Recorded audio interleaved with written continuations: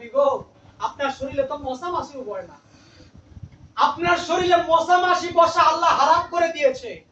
মশা মাছি বসে না, আর তারা আপনাকে পাথর মারে, তারা আপনার দান দান শহীদ করেছে গো নবীজি।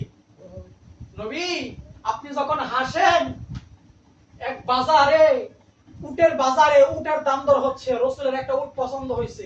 আমার রসুল বলল, আমি টাকা নিয়ে আসি না, উটটা দিয়ে দাও।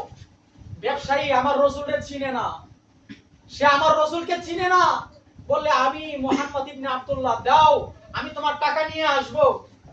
এক মহিলা দূর থেকে এসে বলতেছে, ও ভাই, উটটা ওনারে দিয়ে দেন, সে টাকা নিয়ে আসবে। কন্যা সুবহানাল্লাহ, টাকা নিয়ে আসবে। আপনি ওরা চিনেন কেমনে? বলে আমিও চিনি না। তাহলে ওর পক্ষে উকালতি করেন কে?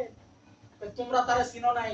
আমি দূর থেকে যখন তার নুরানি চেহারা দেখতেছিলাম, সে যখন তোমাদের সাথে কথা বলতেছিল, তার দাঁত থেকে নুরানি আভা ওই পাহাড়ের মধ্যে গিয়ে বাড়ি গাইতেছিল।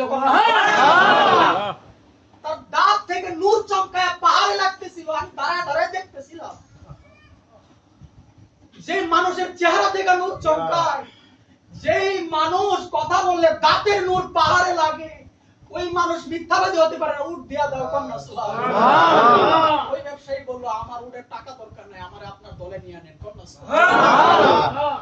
হাজিরিন, জিবরাইল বলল, ইয়া রাসূলুল্লাহ, আপনার নুরানি দাঁত ওরা শহীদ করেছে, আপনার মাথা ফাটিয়ে দিয়েছে, আপনি বলেন না ওদেরকে পাহাড় দিয়ে পিষা ফেলি। আপনি আমার নবী রাহমাতুল লিল আলামিন বলছেন, না তো আমারে চিনে নাই। কন্যা সুবহানাল্লাহ। ওদেরকে যদি মাইরা ফেলো, কওমে লূত, কওমে আদ, কওমে সামুদের মতো ওদেরকে যদি আল্লাহ গজব দিয়ে মারে, আমি কালেমার দাওয়াত দিব কার কাছে? কন্যা সুবহানাল্লাহ। আমারে তো ওরা চিনে নাই, যখন ওরা আমারে চিনবে